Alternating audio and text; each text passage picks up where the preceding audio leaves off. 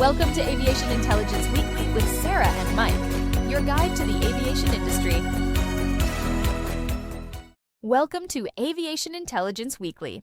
I'm Sarah, and joining me as always is Mike, our defense and aerospace markets analyst. Today, we're digging into L3Harris Technologies, ticker LHX, and their 10Q filing for the second quarter of 2026, filed on July 30th. This is a company that sits at the intersection of defense electronics, mission systems, and government contracting, so there's a lot to unpack. Mike, let's get into it. Thanks, Sarah. And before we dive into the numbers, I want to set the analytical frame for listeners who may be newer to defense primes. L3Harris is not an airline. It's not a pure aviation play. It is fundamentally a government contract business, one where revenue recognition, margin, and cash flow are all shaped by the rhythm of congressional appropriations, contract types, and program execution. Keep that in mind as we work through this filing. So let's start with the core thesis. If you had to reduce this filing to one sentence, what is it? If we reduce this filing to one sentence, it's this. L3Harris is generating substantial top-line revenue and operating income at scale, but the filing's MD&A excerpt is so procedurally thin that management has effectively told us nothing about how they got there or where they're going. Based on this filing, L3Harris Technologies is operating in what I'd classify as mid-cycle expansion. Revenue is large, margins appear healthy on the surface, but the absence of substantive management commentary creates a visibility gap that investors should not ignore. That's a sharp framing. Let's hold that thesis and test it as we go. Now, the filing notes this is the first filing in our system, so we don't have a prior quarter to compare against directly. But we do have the headline numbers. Walk us through what changed, or at least what the numbers tell us. Right, so let's be precise about what we're working with. The filing reports revenue of $6.18 billion for the second quarter of 2026. To put that in context, and this is background rather than anything in this filing, L3Harris has run in the roughly $12 to $20 billion annual revenue range since the 2019 merger of L3 Technologies and Harris Corporation, so a $6 billion plus quarter is consistent with a company running at full operational tempo. Operating income came in at $1.31 billion, which implies an operating margin of roughly 21%. Sarah, that is a strong number for a defense prime. How does that compare to what we'd expect from a company in this space?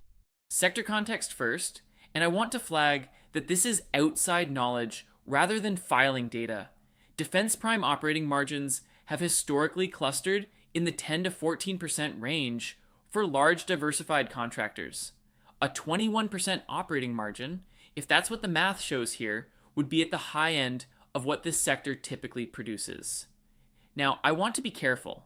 The filing does not break out segment-level margins in the excerpt we have, so we cannot confirm whether that blended margin is being driven by one high-performing segment or whether it's broad-based.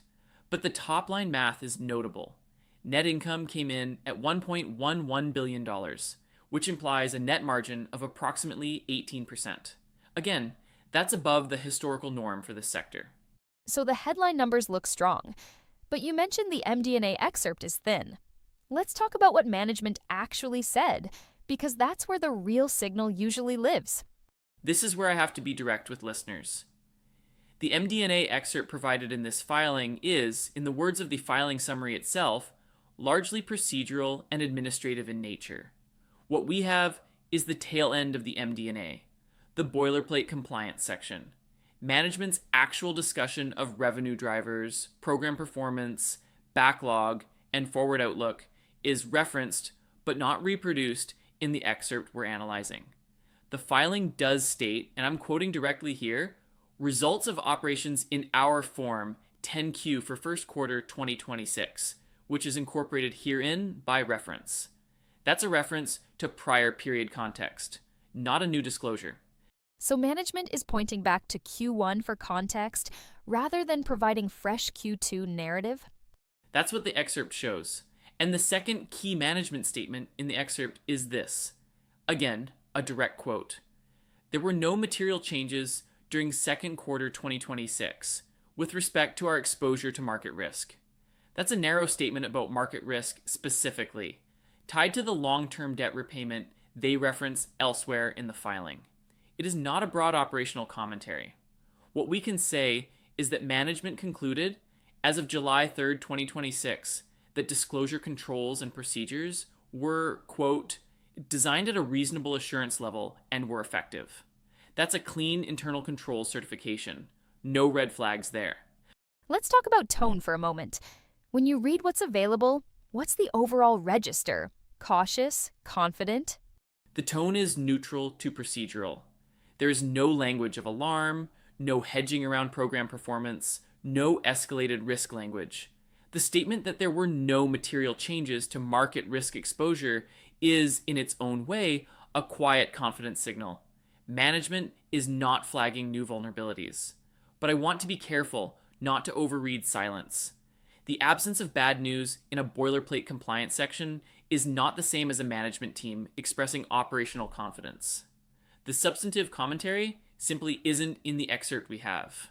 Understood. Let's move to financial red flags or confirmations. You've got the balance sheet numbers. What stands out? From a balance sheet standpoint, the number that commands attention is total debt of $6.95 billion, all of it classified as long-term.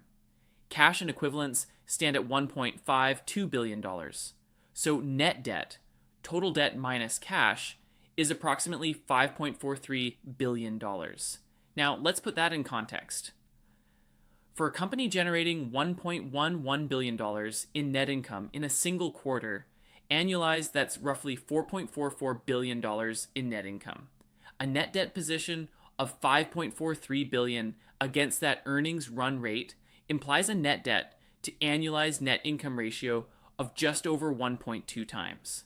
For a defense prime with stable government contract revenue, that is a manageable leverage position, not a stressed balance sheet. So the debt load isn't alarming given the earnings power? Based on the numbers in the filing, no. Defense primes typically carry net debt to EBITDA ratios in the 1 to 2 times range. Again, sector context rather than a filing disclosure.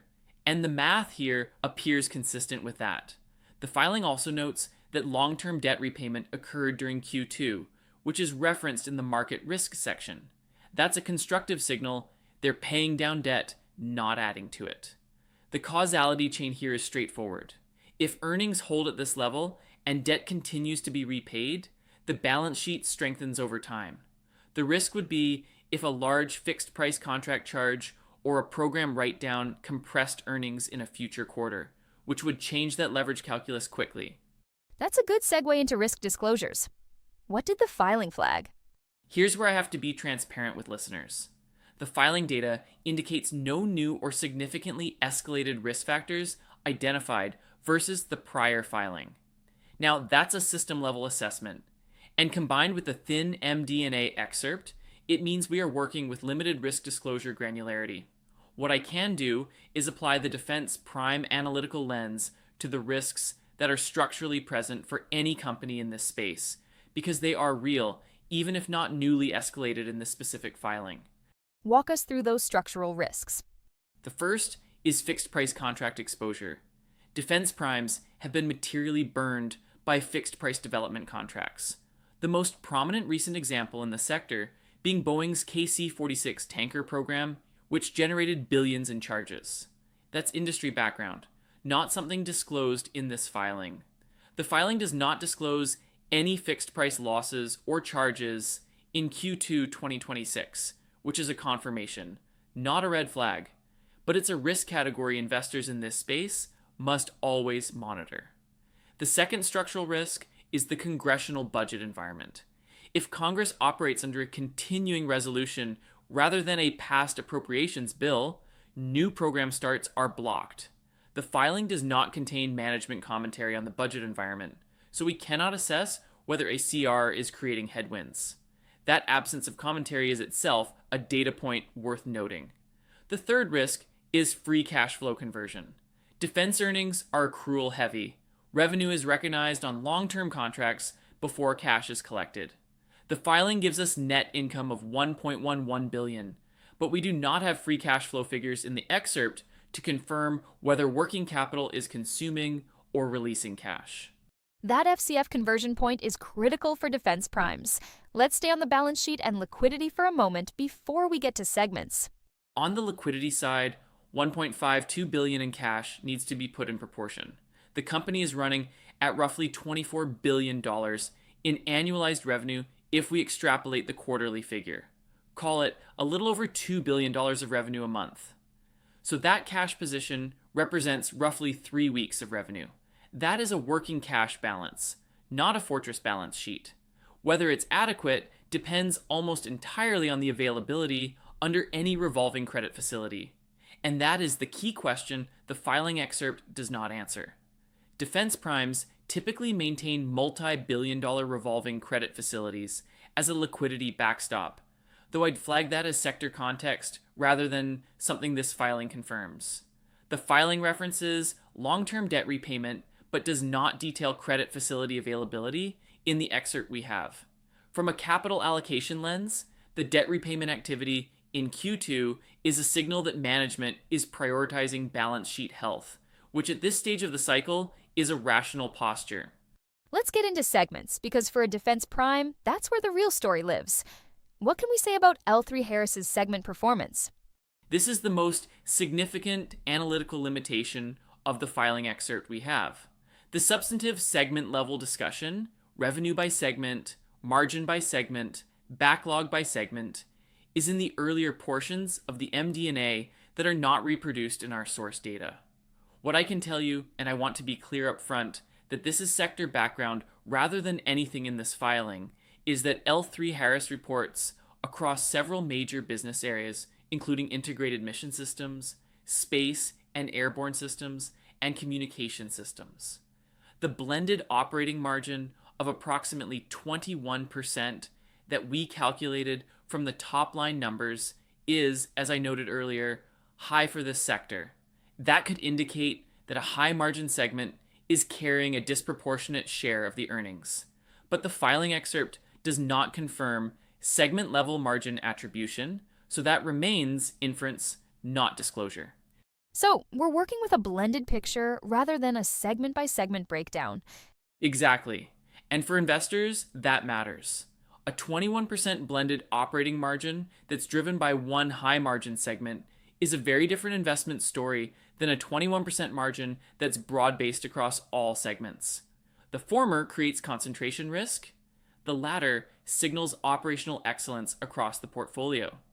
The filing excerpt does not let us distinguish between those two scenarios.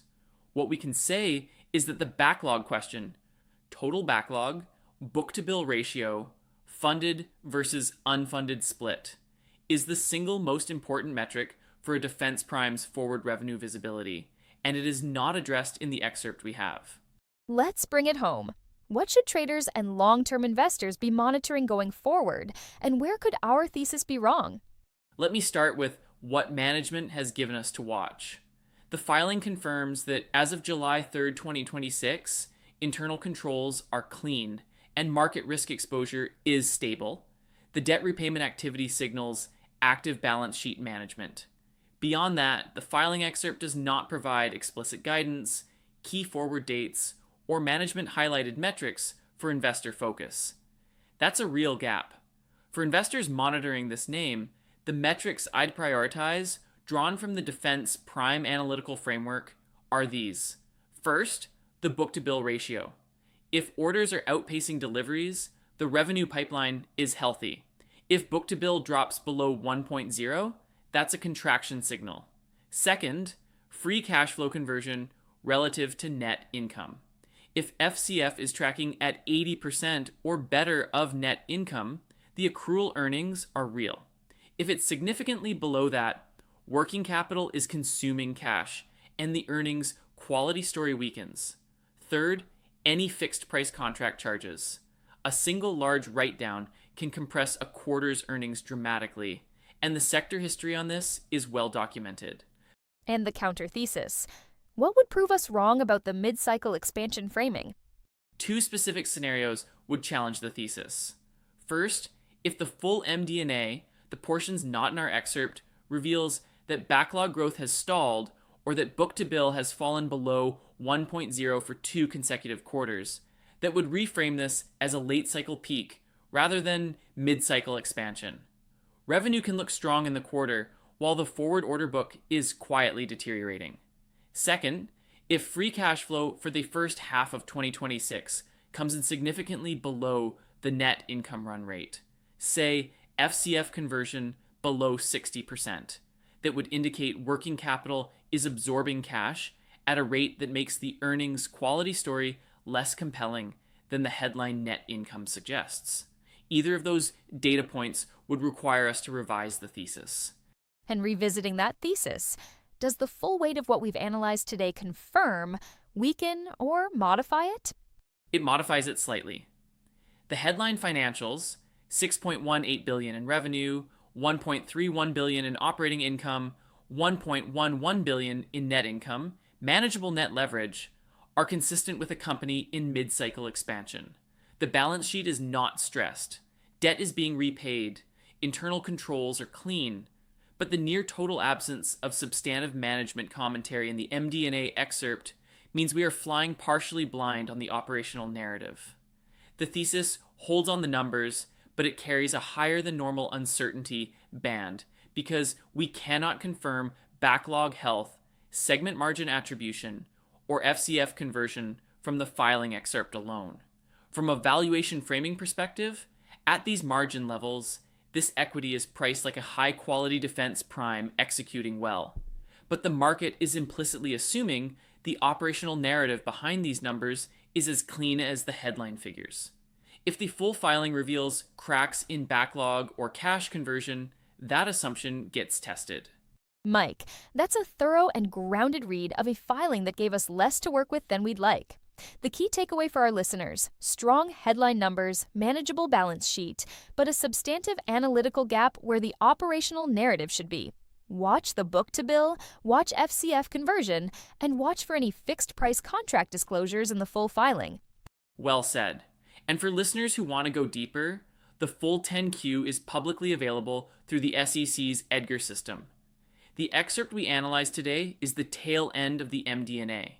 The earlier sections contain the operational substance that would either confirm or challenge everything we've discussed. That's a wrap on our L3Harris Q2 2026 earnings analysis. A quick reminder that nothing on Aviation Intelligence Weekly constitutes investment advice. We analyze public filings to help you ask better questions. The investment decisions are yours to make. I'm Sarah, he's Mike, and we'll see you next week. Thanks, everyone. Stay grounded in the data.